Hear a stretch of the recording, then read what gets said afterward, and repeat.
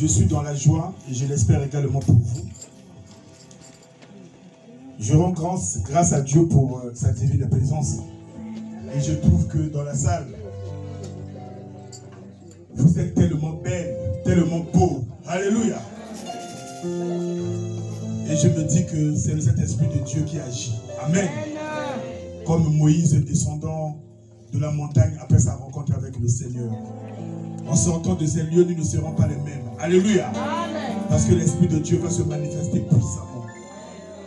Et je rends gloire à Dieu que ces lieux soient les témoins de l'action du Saint-Esprit. Quand sa parole va sortir, et je sais que sa parole ne sort pas en vain. Sa parole va faire son effet dans la vie de chacun de ses enfants en ce lieu.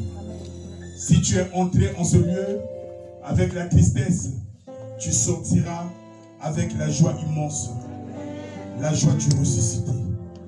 Amen. Sans plus tarder, je vais appeler l'orateur du jour. Quand il va passer, tu vas acclamer très très très fort pour le Saint-Esprit de Dieu. J'appelle l'ancien Jacques, qui est le porte-parole de Dieu aujourd'hui. Amen.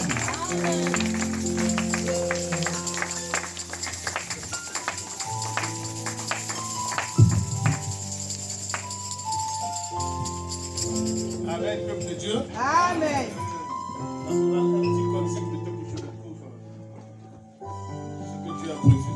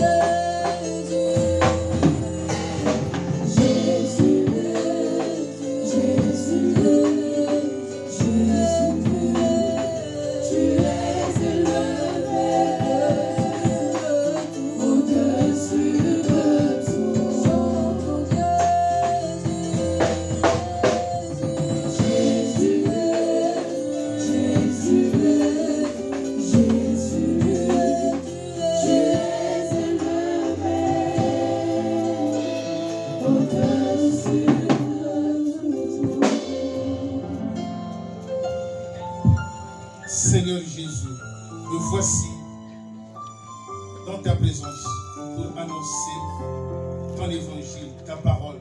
Seigneur, fais de sorte que ta parole soit reçue, non pas comme une parole d'homme, mais comme ce qu'elle est véritablement la parole de Dieu, qui agit dans notre croyant. Amen.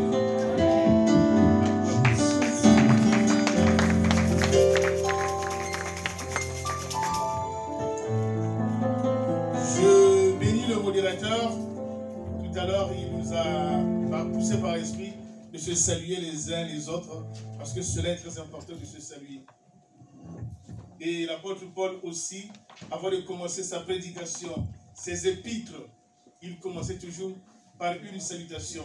Mais sa salutation était différente, était que la grâce. Il disait toujours, par exemple dans le livre de 1 Corinthiens 1, il dit, Paul, serviteur de Jésus-Christ, appelé à être apôtre avec le frère Sostène à l'église de Dieu qui est à Corinthe, à ceux qui sont sanctifiés, que la grâce et la paix de notre Seigneur vous soient données. Amen. Amen. Donc nous aussi, l'église LUPJC, avec toute l'équipe qui est avec le pasteur, et les mamans, et les jeunes, nous vous disons aussi que la grâce et la paix de notre Dieu vous soient accordées. Amen. Amen. Sans plus tarder, le thème d'aujourd'hui, c'est le salut de Dieu. Amen. Amen. Le salut de Dieu. C'est un thème très puissant. Un thème qui mérite tout le temps de prêcher. C'est un thème qui est bien. J'ai eu l'idée de ce thème hier soir. Et aussi à la réunion de prière d'hier, Maman Karen aussi a donné encore l'intention qu'on prie pour le salut. J'ai dit, oh Dieu, tu me donnes l'idée, et Maman Karen aussi donne l'intention, on doit prier pour le salut. J'ai dit, Dieu, il est merveilleux. Amen. Amen. Donc, nous allons parler pour le salut. Le salut, selon les paroles de Jésus-Christ lui-même, notre Seigneur, notre Dieu, il a dit, toute chair verra le salut. Ça, c'est les paroles de Jésus-Christ lui-même qui a dit ça. Il a dit, toute chair verra le salut de Dieu. Luc 3, verset 6, il a dit ça. La parole de Dieu nous dit, il disait cela à ceux qui venaient en foule se faire baptiser par lui. Race de vipères qui vous a pris à fuir la colère à venir. Parce que lorsqu'on n'a pas le salut, on est dans les ténèbres. Lorsque la colère vient, elle détruit ta famille, ta maison, ton foyer, tes activités. Mais lorsque tu as le salut, tu es dans la lumière, tu es dans la protection divine. Amen. Mais lorsque Jean-Baptiste prêchait déjà la repentance, ces gens-là ne venaient pas. Et quand Jésus a commencé son ministère, ils ne venaient pas. Petit à petit, ils ont compris que quand la colère viendra, nous, on ne sera pas épargnés. Maintenant, ils sont venus vers Jésus pour que Jésus lui-même les baptise. C'est pour ça qu'il a dit, race de vipères, qui vous a appris à fuir la colère à venir. Amen. Amen. Amen. La vipère, c'est la famille des serpents. Donc c'est un animal qui est cruel, qui est méchant, qui ne fait que du mal.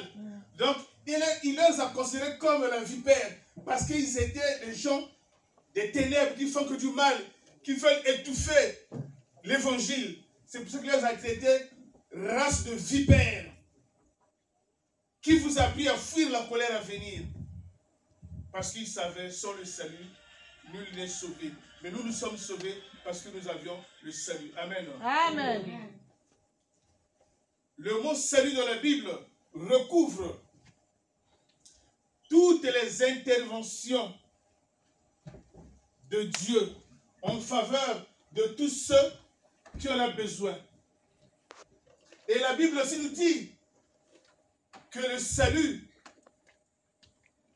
c'est une personne, c'est Jésus-Christ. Amen. Amen.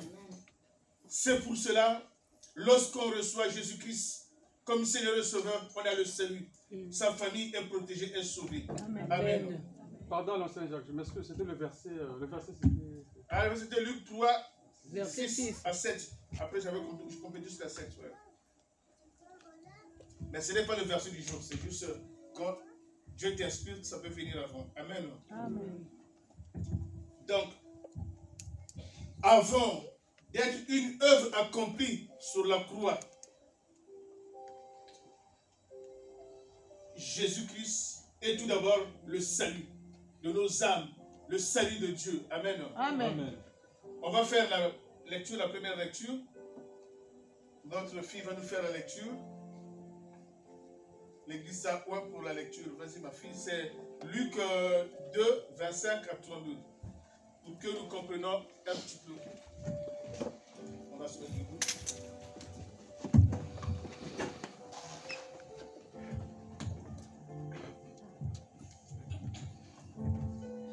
Luc chapitre 2, le verset 25 à 32, je lis au nom de Jésus. Et voici, il y avait à Jérusalem un homme appelé Siméon. Cet homme était juste et pieux. Il attendait la consolation d'Israël et l'Esprit Saint était sur lui. Il avait été divinement averti par le Saint-Esprit qu'il ne mourrait point avant d'avoir vu le Christ du Seigneur. Il vint au temple poussé par l'Esprit. Et comme les parents apportaient le petit enfant Jésus pour accomplir à son égard ce qu'ordonnait la loi, il le reçut dans ses bras, bénit Dieu et dit, « Maintenant, Seigneur, tu laisses ton serviteur s'en aller en paix selon ta parole, car mes yeux ont vu ton salut. Salut que tu as préparé devant tous les peuples, lumière pour éclairer les nations et gloire d'Israël ton peuple. Amen. » Amen. On peut s'asseoir. Déjà, juste la lecture que notre fille, elle a faite. On comprend déjà que le salut, c'est Jésus. Amen. Le salut, c'est notre Seigneur, notre Sauveur, Jésus-Christ. C'est lui le salut. Donc, à Jérusalem, il y avait un homme qu'on appelle Siméon. Certaines versions l'appellent le vieillard. Donc, c'est un vieux. Le vieillard Siméon. Lui, il attendait la consolation d'Israël.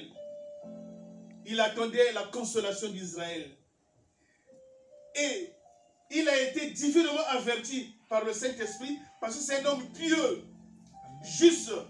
Il a reçu la révélation que tu ne mourras point avant d'avoir vu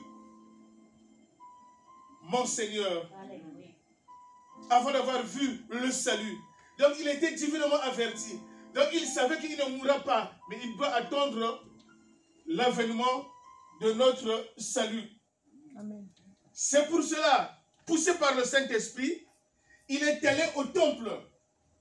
Et ce jour-là aussi, comme les parents portèrent l'enfant Jésus au temple, il le prit dans ses bras, c'est-à-dire le vieillard Siméon, le prit dans ses bras, bénit Dieu et dit, Seigneur, maintenant, laisse ton serviteur aller en paix selon ta parole. Il a fait penser à Dieu ainsi parce que Dieu l'avait dit que tu ne mourras point avant d'avoir vu le Christ, son Seigneur. C'est pour cela qu'il a fait penser à Dieu.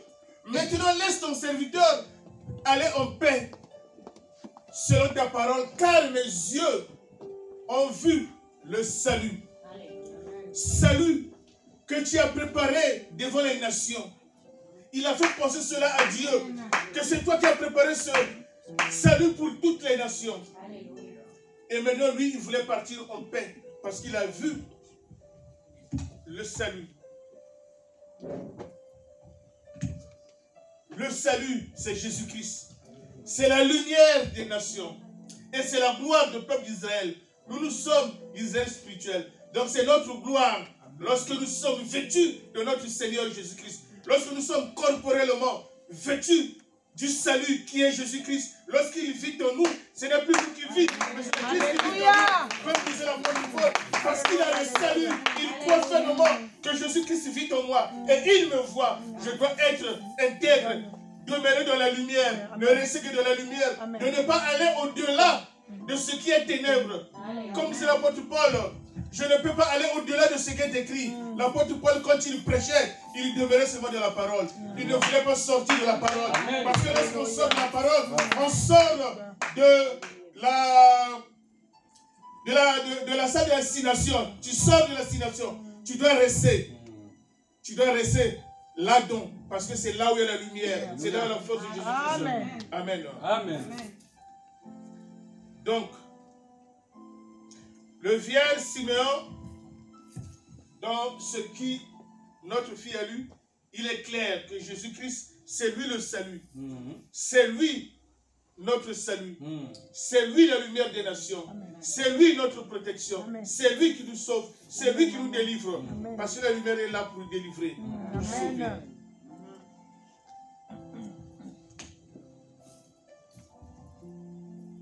On va faire une deuxième lecture. Alléluia. Ma fille, tu donnes les références. Luc 13, 1 à 6. Luc 3 plutôt, excuse-moi.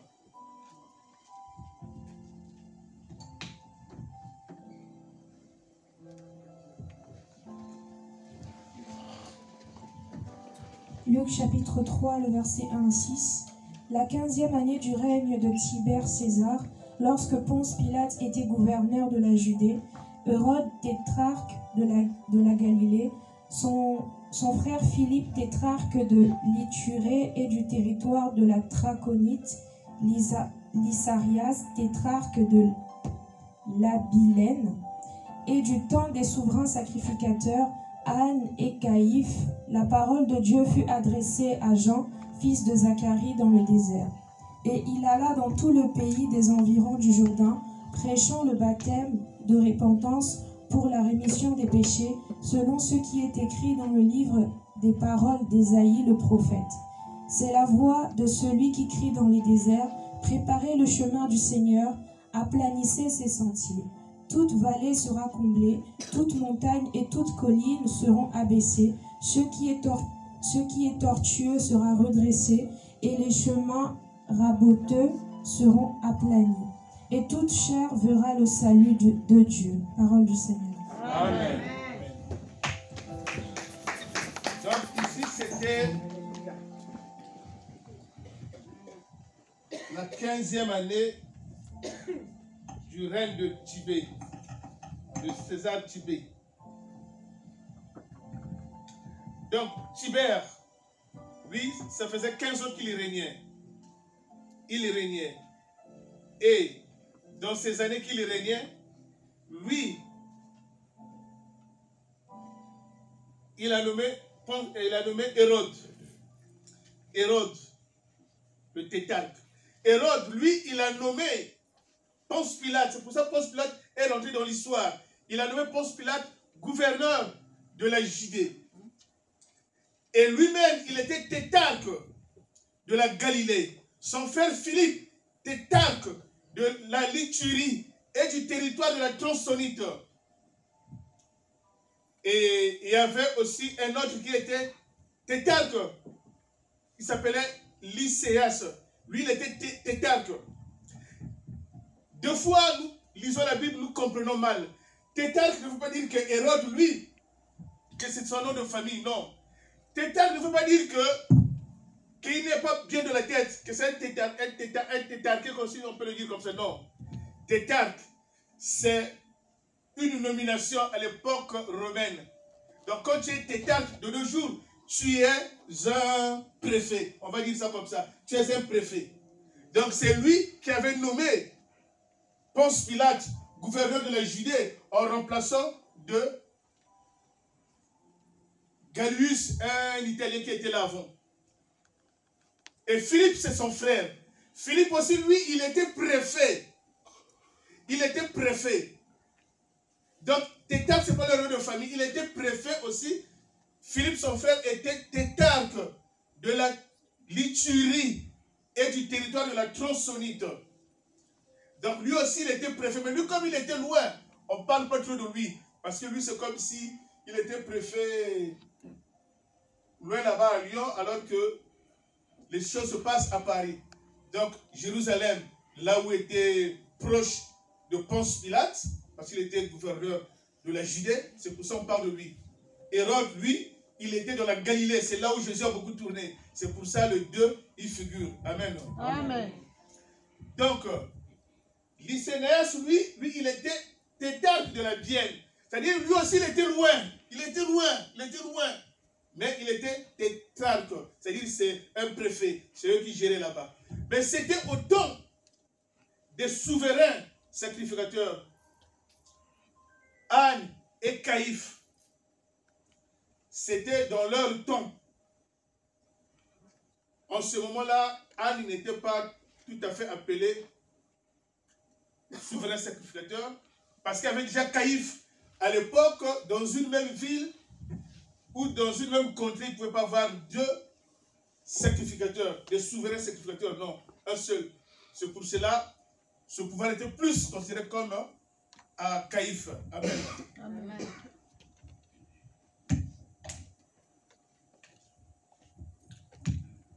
Et c'était en ce temps-là de souverains sacrificateurs, Anne et Caïphe, que la parole de Dieu fut adressée à Zacharie, non, à Jean, fils de Zacharie, dans le désert.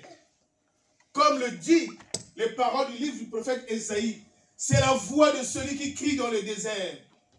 Préparez le chemin du Seigneur, aplanissez ses chantiers. Toute vallée sera creux.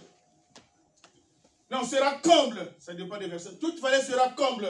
Et toute montagne et toute colline sera aplanie. Tout ce qui est tortueux sera redressé. Et tout chemin raboteux sera aplani. Les chemins raboteux, ça veut dire un chemin où il y a plein de montagnes. Les chemins raboteux, ça veut dire qu'il y a des bosses. Là où tu vas, il y a des montagnes, il y a des bosses, il y a des montagnes. Et quand le salut viendra, tous ces chemins qui sont raboteux sera aplani. Parce qu'il y a l'appareil qu'on appelle la raboteuse. La raboteuse viendra, il va aplanir.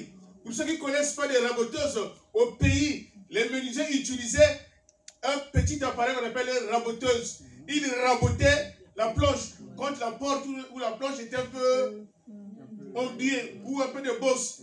Ils rabotaient avec ça. Ça, c'est les raboteuses manuelles. Mais le salut, c'est les raboteuses spirituelles. Donc, quand le salut vient, tout chemin que tu fréquentais, qui avait des bosses, sera aplani. Et ta conduite qui était tortueuse sera redressée. Parce que tout ce qui était tortueux sera redressé. Parce que nous avions le salut en nous. C'est ça le salut. Le salut de Dieu. Le salut de nos âmes.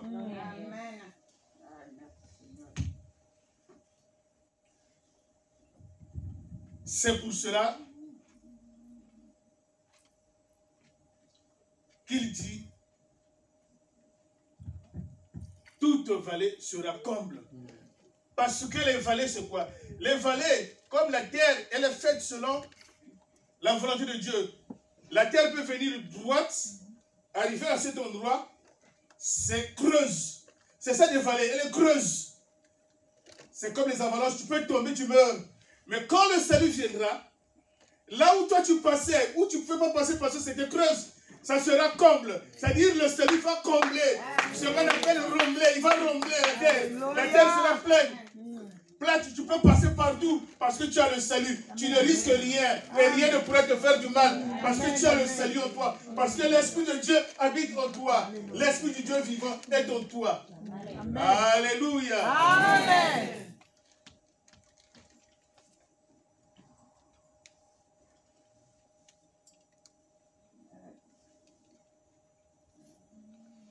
Nous sommes, c'était pas prévu, mais il faut parler un peu quand même des mamans.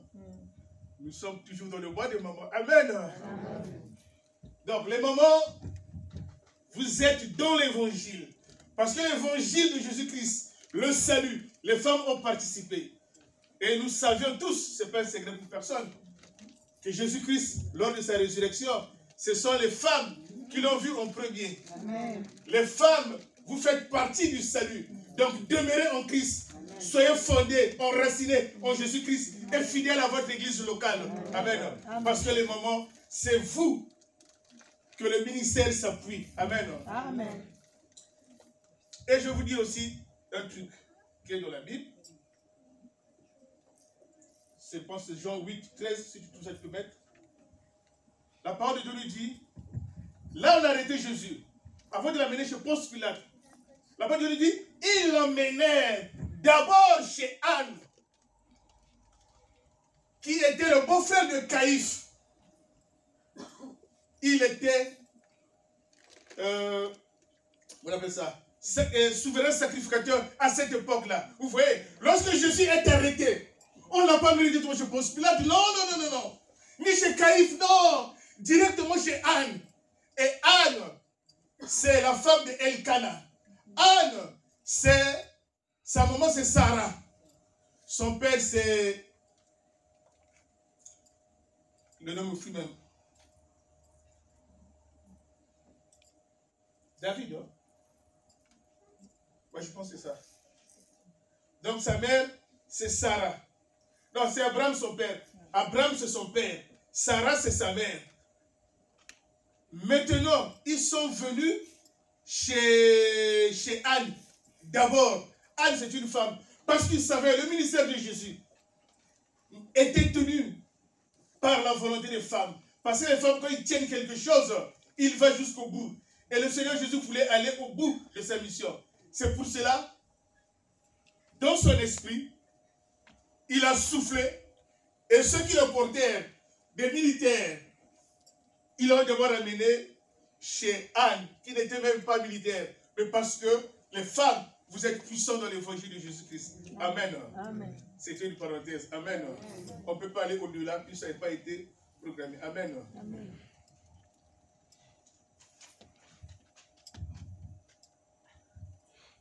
Jésus-Christ est le salut.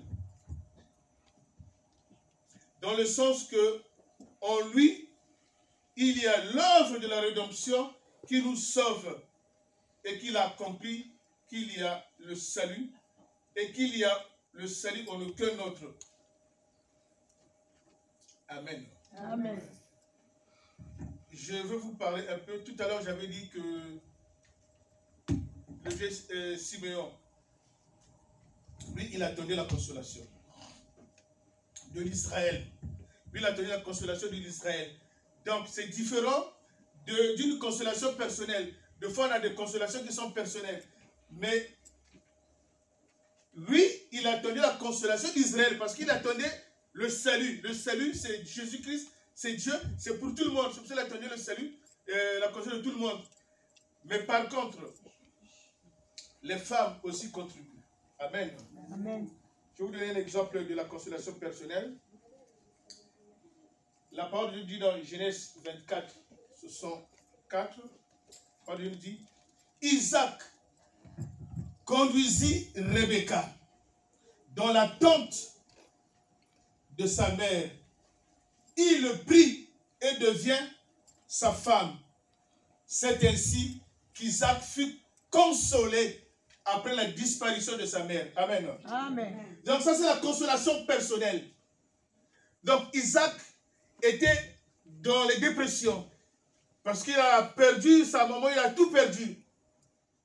Mais quand il a pris Rebecca, il la conduisit dans la tente de sa mère et il a pris pour femme. C'est ainsi que Isaac fut consolé après la disparition de sa mère. Donc ça, c'est la consolation personnelle. Amen. Parce que les femmes, ils sont là pour consoler les hommes. Amen. Amen. Comme si on peut prendre un exemple. On peut se prendre un exemple que l'Église connaît. Hein? Comme le frère Alexandre a épousé la sœur Karen devant Dieu et devant les hommes. Donc, Karen est une consolation pour le frère Alexandre. On ne parle que de ceux que l'Église connaît. Je sais que vous êtes mariés. Mais on peut prendre l'exemple de n'importe qui. Au cas où tu as dit seulement à ton mari, j'ai mon appartement, viens, on va vivre ensemble. Donc on parle des exemples que l'Église connaît. Amen. Amen. On peut parler de frère Mokwa. Maman Amoni, c'est sa consolation parce qu'ils sont passés devant l'Église. Amen. Amen. Bon, là c'était juste une parenthèse pour faire des rigolades. Amen. Donc, Ponce Pilate, il apparaît dans l'histoire de Jésus-Christ parce que, comme je vous ai dit, il avait succédé à Valérion. On l'appelle deux fois Valérius parce que c'est italien. Mais en Israël, il y avait plusieurs langues. Mais il y avait 3 langues principales. Israël, c'est comme en Afrique. Hein? Il y a beaucoup de langues, trop même. Trop même. Mais il y avait 3 langues principales. La langue principale, c'était la langue qu'on appelle l'Ikaoyenne. La langue l'Ikaoyenne. Non, c'est pas ça. La langue principale, c'était l'araménien. L'araménien, c'est la langue commune des Juifs. Tous les Juifs devaient parler l'araménien. Tous les Juifs parlent l'araménien. À l'époque, tous les Juifs devaient parler l'araménien. C'est la langue de communication. Jésus-Christ aussi, lui, il parlait seulement en araménien. Seulement, c'était traduit en hébreu ou en d'autres langues. Bon, maintenant, il y avait aussi le latin. Le latin, c'est la langue de l'administration. L'administration était romaine, donc là, eux, ils parlaient que latin. Donc, il y avait l'hébreu qui était la langue de prière. L'hébreu, c'est la langue de prière, la langue de prédication. Le latin, c'est la langue de l'administration. Et j'ai dit quoi encore? La langue arménienne, c'est la langue que tous les Juifs devraient parler. Donc c'est ça. En Israël, il y avait plusieurs langues. Ça, c'est les langues officielles. Maintenant, en dehors de ces langues-là, il y avait plusieurs langues dans chaque tribu, dans chaque, ils avaient leur langue, comme nous en Afrique, on a nos langues. Pour vous donner l'exemple des langues, on va voir ça dans Acte 14, 8. La parole de Dieu nous dit quoi? À Lystre, il se tenait un homme important, boiteux de pieds depuis sa naissance et qui n'avait jamais marché auparavant. Il écoutait l'apôtre Paul parler. Et Paul fixa les regards sur lui et vu qu'il avait la foi d'être guéri. Et il dit, lève-toi toi-même sur tes pieds et marche. Et il se leva d'un bond sur ses pieds et marcha en glorifiant Dieu. À la vue de ce que Paul avait fait, la foule éleva la voix et dit en langue lycaoïenne, les dieux sous forme humaine sont descendus vers nous. Alléluia. Amen. Ils ont parlé en langue lycaoïenne. Des dieux sous forme humaine sont descendus vers nous. Parce qu'ils ont vu les miracles. Quelqu'un qui était boiteux de naissance, qu'eux ils connaissent dans leur ville. Et c'était un homme important dans la ville. Tout le monde le connaissait. Mais dès que l'apôtre Paul a jeté le regard sur lui, il a vu cet homme-là, il a la foi. Il croit en Dieu. Mais il n'a jamais trouvé des personnes pour prêcher la bonne nouvelle. Des personnes pour annoncer la puissance de Dieu. Des personnes pour annoncer le salut. Qu'avec le salut, tout ce qui était boiteux sera droit. Amen. Et Paul a dit, lève-toi toi-même. Et il se leva d'un bond. Et il glorifia Dieu. Au vu de ce que Paul avait fait, la foule de cette localité, ils ont crié dans leur langue lycaoïenne. Des dieux sous forme humaine sont descendus vers nous. Ma fille, tu as trouvé ça? Il faut mettre pour qu'il voie l'exactitude de la parole de Dieu. Nous ne prêchons que la parole de Dieu. Nous ne prêchons pas des images. J'avais dit Acte 14, 8. Vous lirez au fur et à mesure, mais nous passerons.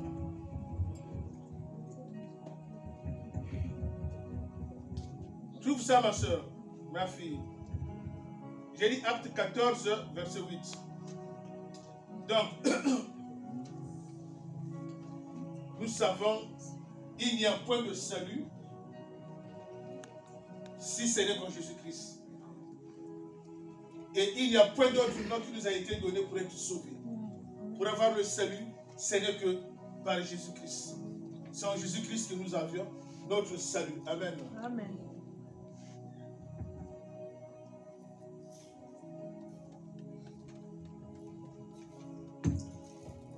Afin de mieux comprendre le salut,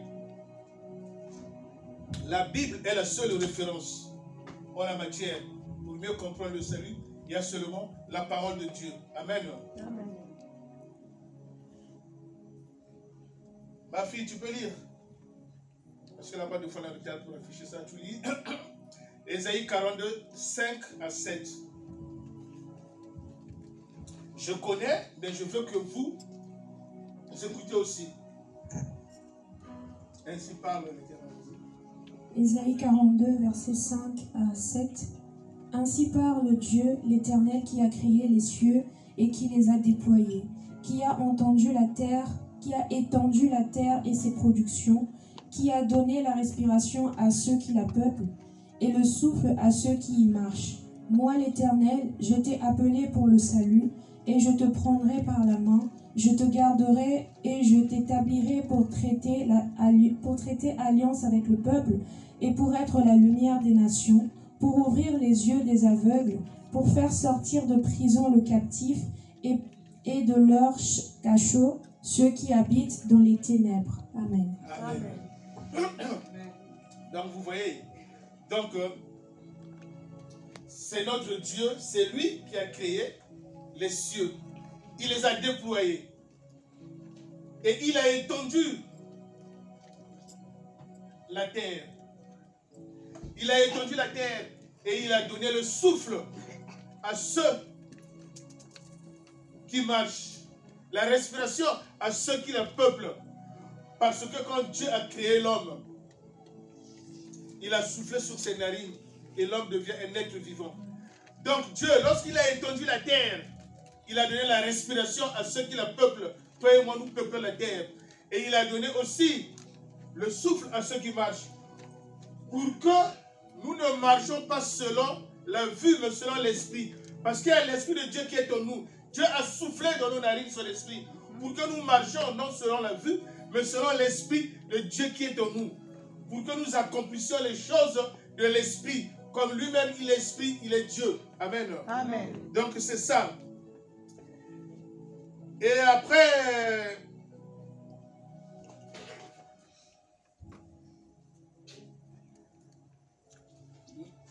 notre Seigneur a dit, moi je t'ai appelé pour le salut.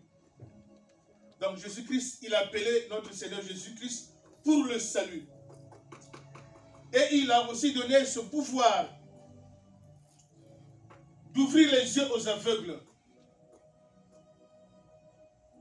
afin que les aveugles voient, et de libérer, de délivrer ceux qui sont dans la captivité, et dans leur cachot, ceux qui sont dans les ténèbres. Parce que dans des cachots, ceux de nos adversaires, leur cachot, quand ils te mettent dans leur cachot satanique, il n'y a pas la lumière. Donc quand tu es là, tu vis dans les ténèbres. Parce que les ténèbres, c'est le contraire de Dieu. Donc tu vis dans les ténèbres. Donc tu es là dans leurs ténèbres. Et avec le salut, on a donné le pouvoir à Jésus-Christ de libérer même ceux qui sont dans les cachots. Pour que les aveugles aussi, les yeux soient ouverts. Pour que toute personne vive dans la liberté. Et cela, je pense,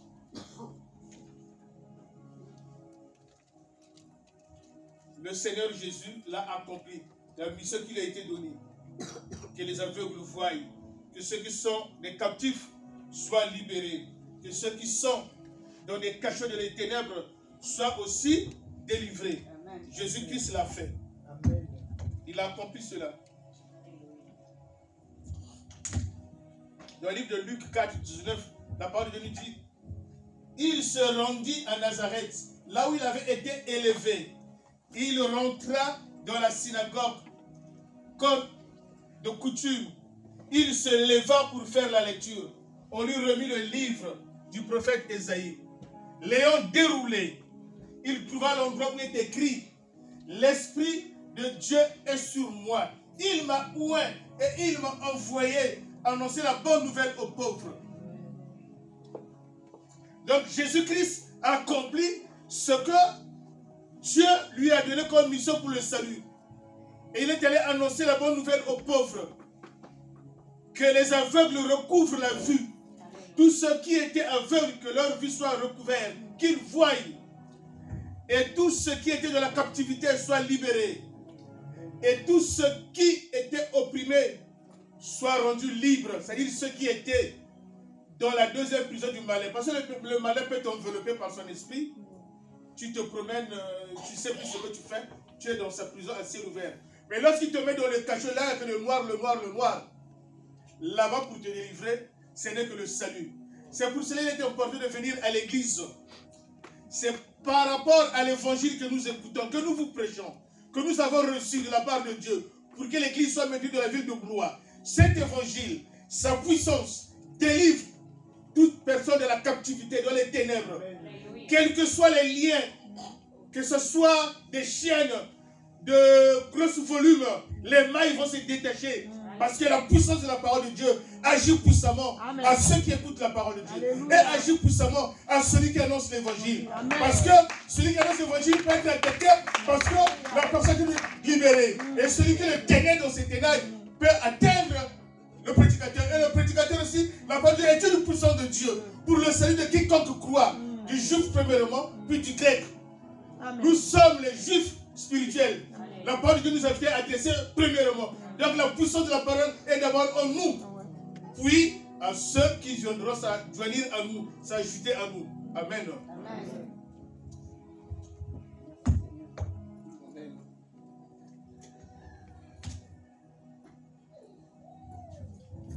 Le salut est une notion spirituelle qui signifie délivrer, libérer toute personne dans sa captivité. quelle que soit la nature de sa captivité. C'est ça le salut. Et c'est ce que Jésus est venu dans le monde pour nous libérer de l'emprise du malin, pour nous libérer de toutes choses. C'est ça. Nous savions aussi que Jésus-Christ lui disait qu'il est venu dans le monde, non pas pour juger le monde, mais pour sauver le monde. Amen. Et celui qui ne croira pas en lui sera condamné.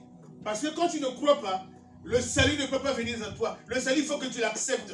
Que tu acceptes, oui, j'accepte le salut. J'accepte notre Seigneur Jésus-Christ. Et je me débarrasse de toute pratique ancestrale. Et je me débarrasse de toute pratique maçonnique. Je me débarrasse de toute pratique de la religion. Je dois rester dans la pratique et dans la doctrine de Jésus-Christ. Et là, on reçoit le salut. Le salut qui vient de Dieu. Avec la puissance de Jésus-Christ. Amen. Amen.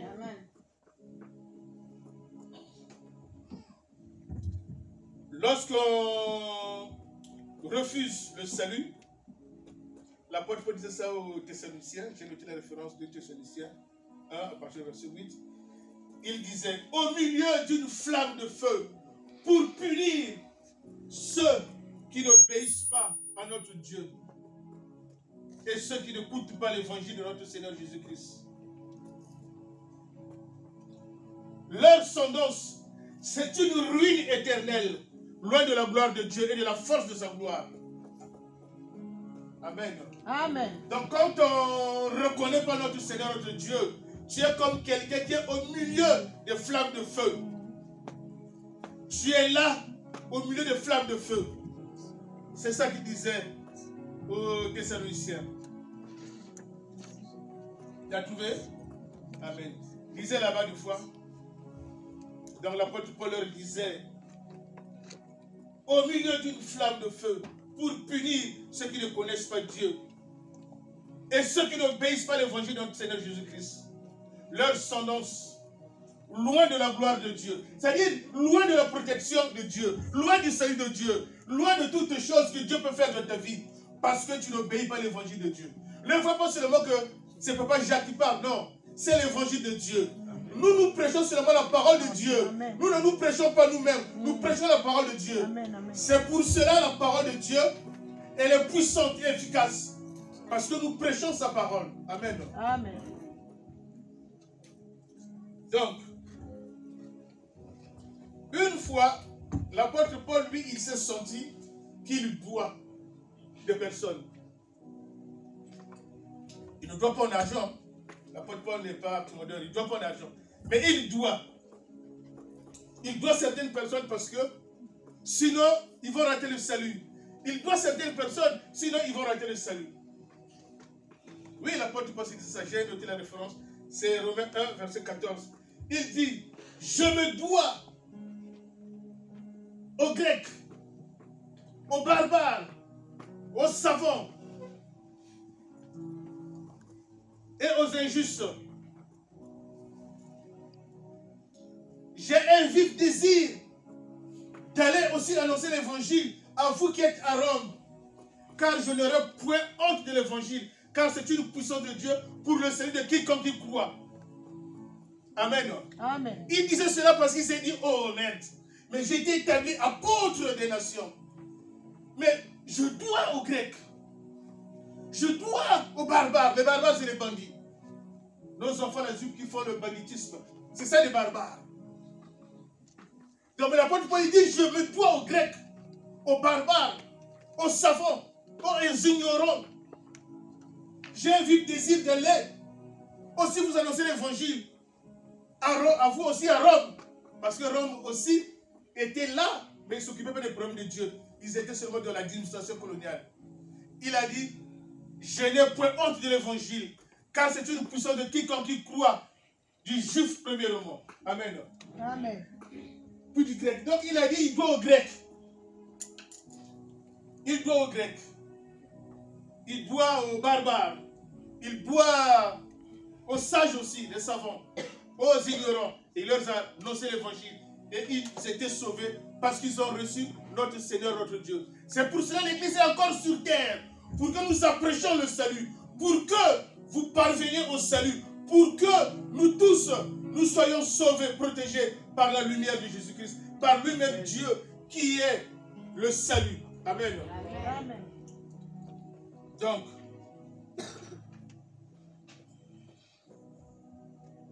je vais vous donner un exemple du travail de l'apôtre Paul, de ce qu'il a dit. Je dois aux Grecs, aux Juifs, tout cela, on ne va pas tout citer, mais j'ai pris un exemple qu'on va citer. Vous savez, l'apôtre Paul, il a beaucoup des enfants. On appelle ça des aides. Il a beaucoup des enfants spirituels. Par exemple, Timothée, c'est des enfants spirituels. Mais il faut le savoir que Timothée, c'est un grec. Il n'est pas juif à la base. Timothée, il est de père grec, mais de mère juif. Son père était venu chercher la vie à Jérusalem. Et si on parle de Timothée, parce que sa mère s'est convertie. Dans la parole de Dieu dit quoi dans Acte 16, la parole de Dieu dit, il se rendit ensuite à Derbe. Et il y avait là un disciple nommé Timothée. Tu as trouvé ma soeur? Voilà. Regardez là-bas. Parce que nous prêchons que la vérité. Nous ne sommes que de la vérité. Il était d'une mère juive et d'un père grec. Et tout le monde avait de lui un bon témoignage. Et Paul qui voulut l'amener avec lui, le circoncis, à cause des Juifs qui étaient là, en ce lieu-là. Vous voyez? Donc c'est l'apôtre Paul qui l'a circoncis. Parce que l'apôtre Paul avait un stratagème. Quand il est devant les incirconcis, il se fait comme un circoncis. Quand il est devant les païens, il se fait comme un païen. Quand il est devant les sages, il se fait comme un sage. Mais là, comme il y avait des Juifs qui sont des conservateurs, parce que dans chaque pays ou dans chaque ethnie, il y a des conservateurs qui ne veulent pas un mélange. Donc, Timothée, là où il était, il y avait des Juifs conservateurs qui est pour eux la loi, il faut qu'ils soient circoncis. Alors qu'en Jésus-Christ, il n'y a point de circoncision. Il n'y a ni juif, ni esclave, ni libre. On est tous pareils. Mais comme ils étaient des conservateurs, il a dit non, il faut passer à la circoncision normale pour leur apaiser. Sinon, ils vont continuer à parler. Et c'est pour ça que l'apôtre Paul l'a circoncis. Oui. Donc lui, il était de père grec, de mère juive. Mais comme on dit dans la Bible, sa mère était juive fidèle. Ça veut dire que sa mère était convertie au christianisme. C'est pour cela qu'il a amené son fils. Mais malgré les gens savaient que non, toi, l'évangile n'est pas destiné parce que tu n'es pas juif, tu es grec. Donc vous, c'est après. Mais c'est d'abord nous les juifs. Et c'est pour cela l'apôtre Paul l'a circoncis. Amen. Amen.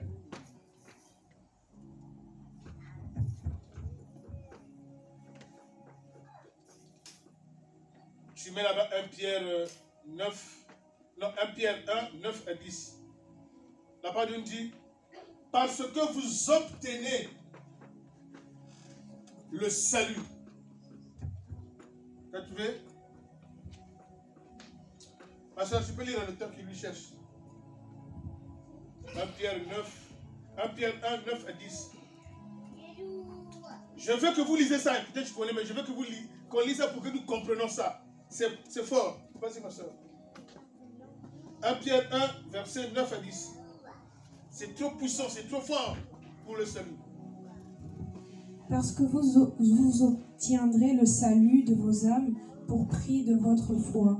Les prophètes qui ont prophétisé touchant la grâce qui vous était réservée ont fait de ce salut l'objet de leurs recherches et de leurs investigations. Amen, amen. Donc là, c'est l'apôtre Pierre qui prêche. Il dit pour que vous obtiendrez le salut de vos âmes à prix de votre foi. C'est-à-dire, le salut, ça ne s'achète pas. Mais ça s'acquiert à un prix qui est la foi. C'est lorsqu'on a la foi, on acquiert le salut. Jésus-Christ, il a prêché. Ceux qui ont la foi recevront le salut et le salut rentrera dans leur maison. Et dans leur maison, il n'y aura que la lumière, la tranquillité, la paix, la joie, la sécurité contre tout esprit maléfique. Et il ajoute encore les prophètes qui ont annoncer, parce qu'à l'époque, les prophètes, il fallait les écouter, c'est les prophètes. Ils parlent de la part de Dieu. De toute façon, la parole de Dieu dit, ils ont parlé de la part de Dieu par le Saint-Esprit. Aucune prophétie n'a jamais été apportée. Il a été inspiré par le Saint-Esprit. Amen. Donc, eux, ils ont dit que les prophètes qui ont prophétisé, ils ont fait de ce sujet, de ce salut, leur objet de recherche et d'investigation. Or, nous savions, la recherche, ça veut dire que ils ont d'abord recherché avant de publier ça. Ils ont fait des recherches, ils ont fait des investigations. Or, les investigations, nous savions, la police fait des investigations pour aller aux sources pour savoir la vérité. Et il y a aussi des journalistes qui font des investigations. Ils vont à la source pour accueillir les informations, les nouvelles. Donc, c'était l'objet de leur recherche. Ils ont fait des investigations. Et ils ont conclu, oui, le salut, c'est Jésus-Christ. Le salut vient de Dieu. Le salut, c'est Jésus-Christ. C'est lui qui a le pouvoir de libérer, quelle que soit la maladie. C'est lui qui a le pouvoir de libérer toute personne. Les boiteux marcheront à cause de Jésus. Les aveugles verront à cause de Jésus. Les lépreux seront purs à cause de Jésus. Les femmes stériles naîtront, feront des enfants à cause de Jésus. Les célibataires deviendront mariés à cause de Jésus. Ils ont fait des investigations, mon frère. Parce que la parole de Dieu, c'est la vérité. Les prophètes eux-mêmes ont dit, mais si on annonce ça, si ce n'est pas comme ça. Ils ont fait des investigations, des recherches, et ils ont trouvé que oui, il est le salut. Amen. Je vais vous donner l'une de ces investigations. C'est dans Luc 13 et 10, à partir de 10. Hein? Ouais. Jésus enseignait dans l'une des synagogues. Et voici, il y avait une femme possédée d'un esprit depuis 18 ans qui lui rendait infirme. Et il était courbé et il ne pouvait absolument se redresser. Lorsqu'il le vit, il lui a adressé la parole, femme, tu es libérée de ton infirmité. Il lui imposa la main et il se redressa et il glorifia Dieu. Amen. Amen. Voyez, donc Jésus-Christ, cette femme-là souffrait depuis 18 ans. Il était lié à un esprit qui lui rendait infirme et il était courbe. Il ne pouvait pas se redresser. Mais les investigations ont appris et ont annoncé que cette femme-là a été guérie par Jésus. Parce qu'il a reçu le salut. Et il a cru en Jésus-Christ. Et il était redressé. Amen. Amen. On va aller vite, vite, parce que je vois que la salle est un peu fatiguée.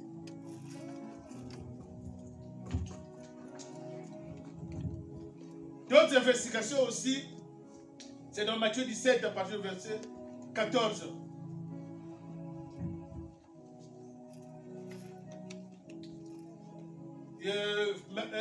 L'autre là, il y a Luc aussi qui parle ça mieux.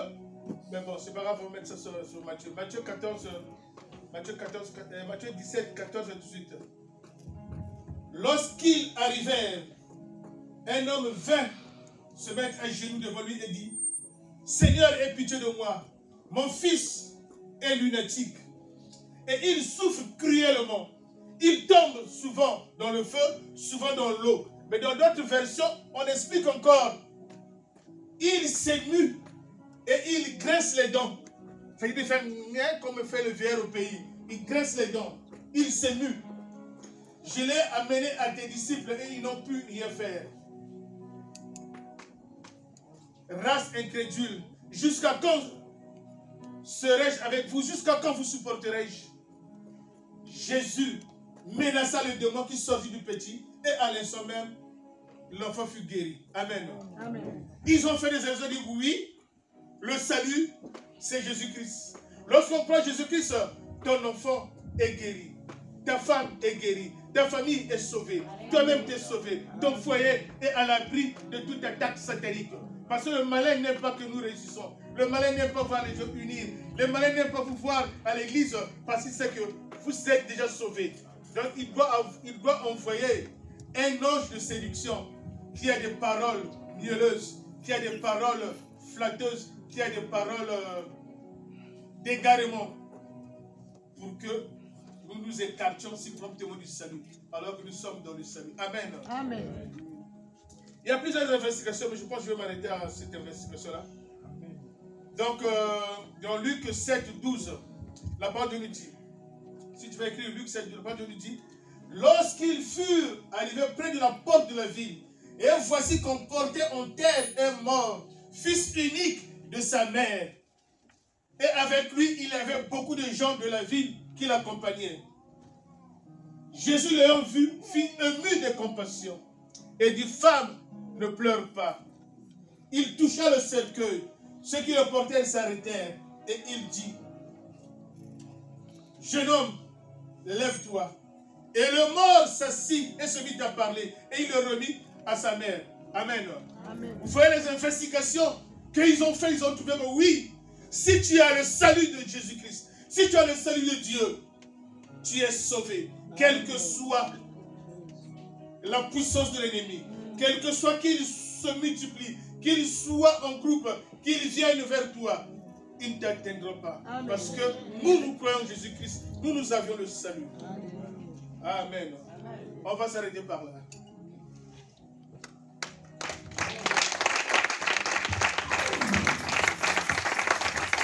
On va se mettre debout, on va prier pour la parole.